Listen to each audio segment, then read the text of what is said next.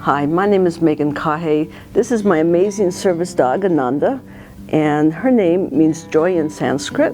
She has lots of joy, and I have a story that has joy in it.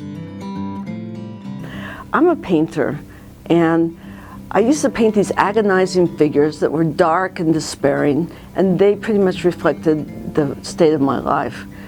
When I was 19, I was away at college for the first time in my life, and I started hearing things and seeing things that no one else could hear or see.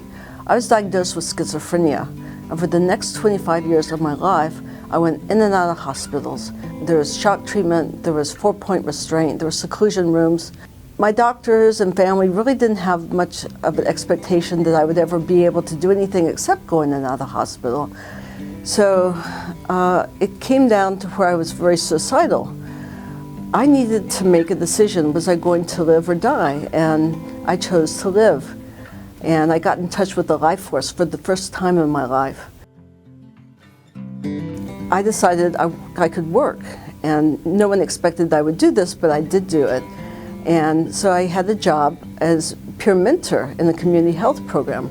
About that time, it was 2006, a study came out that said people with serious mental illness live on average 25 years shorter than the general population.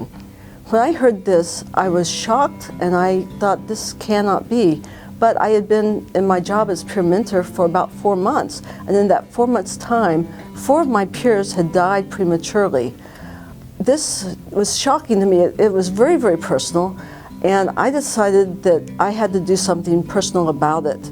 So I made a vow to dedicate my work to changing this situation, to reversing this statistic.